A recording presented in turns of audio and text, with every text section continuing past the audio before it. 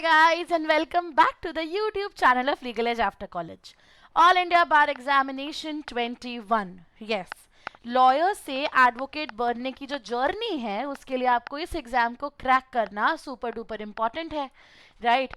अब last year का जो पेपर आया है उसके हिसाब से ऑल इंडिया बार एग्जामिनेशन अब एक नॉर्मल एग्जाम नहीं रह गया है, ठीक है? पेपर पैटर्न के अंदर हमने ये चीज़ नोटिस करी कि डिफ़िकल्टी लेवल इम्प्रूव हो गया है। बहुत सारे बच्चे इस बार क्वालिफाई नहीं कर पाए और बहुत सारे बच्चों का सपना टूट भी जाता है if you do not prepare well for the examination. तो आज इस वीडियो में मैं युवाक्षी आपके साथ डिस्कस करने वाली हूँ examination pattern of all India bar exam. बोलोगे मैम इसमें अलग क्या है, अलग क्यों नहीं है? Over the years all India bar examination का जो पेपर पैटर्न है वो बहुत हद तक इवॉल्व हुआ है। हाँ, ये एक ओपन बुक एग्जाम है, लेकिन ओपन बुक एग्जाम्स को लेके भी आपके जो बहुत सारे मिथ्स हैं वो सब मैं इस वीडियो में बर्स्ट करने वाली हूँ। तो स्टे ट्यून्ड और सबसे पहले जाके ये वीडियो उन सारे बच्चों के साथ शेयर कर दो जो भी individuals all India bar examination इस बार लिखने वाले हैं। प्लस अब तो हमारे लिए गुड न्यूज़ भी है कि ऑल इंडिया बार एग्जामिनेशन साल में 2 बार कंडक्ट किया जाएगा, तो ऐसे में तो इसका एग्जाम पैटर्न समझना बनता है। सबसे पहले थोड़ा सा हम टेंटेटिव डेट्स के बारे में समझ लेते हैं। नोटिफिकेशन रिलीज होने की एक्सपेक्टेशन हमें अराउंड जनवरी थी, अब मान लीजिए कि फरवरी में आपका जो नोटिफिकेशन है वो रिलीज हो जाएगा। नेक्स्ट मंथ से आपके ऑनलाइन रजिस्ट्रेशंस भी ओपन हो जाएंगे for all India bar examination. 30 अप्रैल तक एक्सपेक्टेड है कि आपके रजिस्ट्रेशन क्लोज हो जाएंगे, ठीक है? एक्सपेक्टेड एग्जाम डेट जो है वो 7 जून की है। तो फेब अप्रैल मई 3 मंथ्स आप मान के चलिए कि आपके हैंड्स में अभी भी हैं to prepare for this exam. यदि अभी आप कॉलेज गोइंग स्टूडेंट हो, क्योंकि आप अपने फाइनल सेमेस्टर में भी होगे, ऐसे में आपको वहाँ की चीज़ें भी मैनेज करना है, तो क्या उसके साथ हम AIB मैनेज कर सकते हैं? Definitely yes, and that is why हम आज जनवरी के मंथ से आपको पुश करने की कोशिश कर रहे हैं कि चलो तैयारी स्टार्ट करो। बहुत ज़रूरी है कि अभी से तैयारी करोगे, अभी से रोज़ 1 घंटा देना स्टार्ट कर दिया तो भी तुम ऑल इंडिया बार एग्जामिनेशन के लिए वेल प्रिपेयर्ड हो जाओगे, ठीक है? अब थोड़ा सा हम पेपर पैटर्न को समझते हैं सबसे पहले, ठीक है? सबसे पहली बात, ये एग्जाम ऑफलाइन होता है, पेन पेपर बेस्ड एग्जाम होता है, आपको OMR शीट भरनी होती है। टोटल नंबर ऑफ MCQs जो आपसे पूछे जाते हैं वो 100 MCQs होते हैं।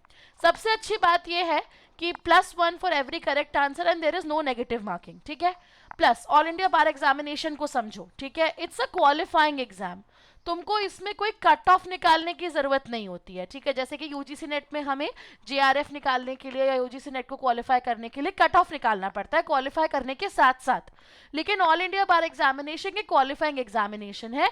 मिनिमम क्राइटेरिया सेट है, उतने मार्क्स यदि आप ले आए, उतने और उससे ज़्यादा मार्क्स आप ले आए तो आप इस एग्जाम को क्वालिफाई कर जाओगे और आपको आपका AIB का सर्टिफिकेट मिल जाएगा। क्वालिफाइंग एग्जाम्स की सबसे अच्छी बात ये होती है कि हमें हमारा टारगेट एग्जाम से पहले ही पता होता है। नाउ मेरा टारगेट क्या है? If you are a general category और an OBC category student everyone, आपको 45% मार्क्स लेकर आना है। मतलब ये मान लो कि मुझे 100 में से 45 क्वेश्चंस करेक्ट करने होंगे तो मैं ऑल इंडिया बार एग्जामिनेशंस निकाल लूंगी, ठीक है? 45 प्लस क्वेश्चंस कलेक्ट करने होंगे। And if you belong to SC ST category और PWD कैटेगरी, आपको 40 क्वेश्चंस आउट ऑफ 100 जो है वो करेक्ट करने होंगे। तो मतलब मोटा मोटा मेरा जो एम होना चाहिए एज एन एस्पिरेंट, यदि मैं एग्जाम को फर्स्ट सेकेंड अटेम्प्ट में ही निकालना चाहती हूँ, तो मेरा जो एम होना चाहिए, मुझे समवेयर अराउंड 50+ क्वेश्चंस को टारगेट करना है इन द पेपर, ठीक है? जब मैं ये टारगेट करके चलूंगी अपने दिमाग में कि मुझे 50 से ऊपर क्वेश्चंस को करेक्ट करना है, मेरा ये एग्जाम क्वालिफाई हो जाएगा, मुझे अपना सर्टिफिकेट जो है वो मिल जाएगा। तो मैं कोई 70 80 90 मार्क्स लाने की ज़रूरत नहीं है। जैसे क्लैट PG में कट ऑफ निकालना पड़ता है हमको, है ना? UGC नेट जैसे एग्जाम्स में कट ऑफ आता है, ये सिर्फ क्वालिफाइंग एग्जाम है। पर क्वालिफाइंग एग्जाम्स भी क्या लास्ट ईयर बच्चे क्रैक कर पाए? नहीं, बच्चे 30-35% के स्कोर पे अटक गए, इस लेवल का पेपर आया था। तो डरने की कोई बात नहीं है, अभी हमारे पास 3 मंथ से हम डेफिनेटली सिलेबस और बाकी चीजें समझ के अपनी एग्जाम की प्रिपरेशन कर सकते हैं। एक पॉजिटिव पॉइंट जो मुझे दिख रहा है इस पेपर में वो है इस एग्जामिनेशन का ड्यूरेशन। अभी आपके पास एग्जामिनेशन में 3.5 आवर्स है, जो कि मोर देन सफिशिएंट टाइम होता है टू क्रैक 100 MCQs, ठीक है? तो टाइम भी आपके फेवर में है और थोड़ी सी पढ़ाई कर लोगे तो लक भी आपके फेवर में आ जाएगा और आपके पास ऑल इंडिया बार एग्जामिनेशन को क्वालिफाई करने का पूरा चांस है, right? So this is the overall paper pattern. अब मैं थोड़ा सा हम सिलेबस पे बात करते हैं कि क्या एग्जाम के सिलेबस हैं। टिपिकली यदि आप पेपर को उठा के देखोगे तो आपसे कोर लॉ सब्जेक्ट्स पूछे जाते हैं एंड अराउंड 19 सब्जेक्ट एरियाज हैं। ऑल्दो एआईबी की तरफ से एआईबी में कोई स्पेसिफिक हमारे पास ब्रेकडाउन नहीं है ऑफिशियल कि इतने क्वेश्चंस इस लॉ से आएंगे या इतने इस लॉ से आएंगे, लेकिन प्रीवियस ईयर ट्रेंड्स को यदि हम देखें, ठीक है, जो प्रीवियस ईयर ट्रेंड्स और जिस तरीके से पेपर 2-3 साल से आ रहा है उसको देखते हुए मैंने एक अप्रॉक्स नंबर ऑफ क्वेश्चंस का यहाँ पर आपको स्टैंडर्ड ब्रेकडाउन दिया है। इसमें +-2 ऊपर नीचे चल सकता है, ठीक है। I will give you heads up again everyone, I am not saying कि ये ऑफिशियल वेबसाइट पे अवेलेबल है, this is what I have prepared after doing a analysis of the previous year papers available on all India bar examination, ठीक है। I have clearly mentioned your this is approx number of questions. तो majorly 19 या 20 law subjects हैं जिनके around आपसे सवाल पूछे जाते हैं ऑल इंडिया बार एग्जामिनेशन में। कॉन्स्टी के अराउंड आप एक्सपेक्ट करके चलो कि 10 क्वेश्चंस आएंगे, क्रिमिनल लॉ से आपके 10 से 15 क्वेश्चंस आते हैं, ठीक है, सीपीसी से आपके 10 से 15 क्वेश्चंस आते हैं, आईपीसी से 8 हैं। यहाँ पे क्रिमिनल लॉ से मेरा कनेक्शन सीपीसी यानी कि बीएनएसएस से है, ठीक है। एविडेंस और आईपीसी में मतलब बीएनएस और बीएसए।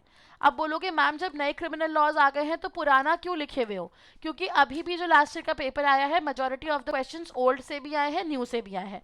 तो ऐसे में जब भी हम बात करते हैं क्रिमिनल लॉज की फॉर नेक्स्ट एग्जाम, आपको सिलेबस में ओल्ड एंड न्यू का जो कंपैरेटिव एनालिसिस है वो भी लर्न करना चाहिए definitely, and you should carry a bare act जिसमें ओल्ड प्रोविजंस का भी एनालिसिस दिया हो, so that you are able to answer the questions जो कि ओल्ड या न्यू के एनालिसिस के ऊपर आते हैं।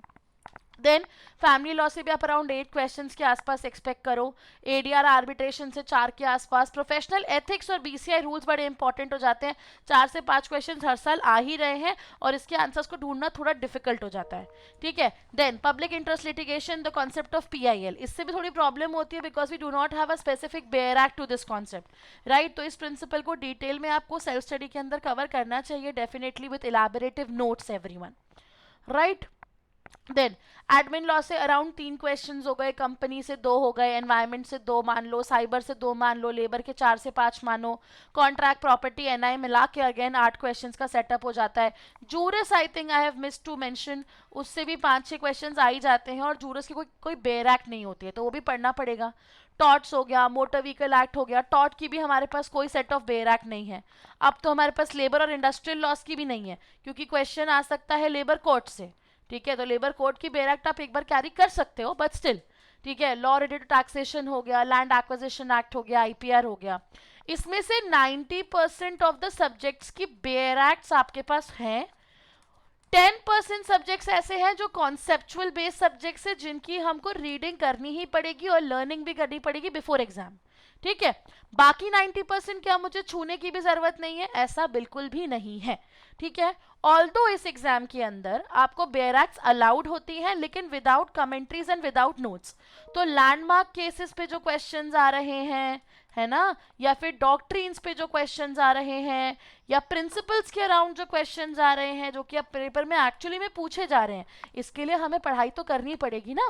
बेयर एक्ट हम ले जा सकते हैं तो बेयर एक्ट से हद हम प्रोविजन बेस्ड क्वेश्चंस आंसर कर सकते हैं, but provision based questions he paper में 20 से 25% आ रहे हैं। तो ऐसे में मुझे बाकी 70-75% ऑफ द एग्जामिनेशन के लिए पढ़ाई थोड़ी बहुत करनी पड़ेगी, ठीक है।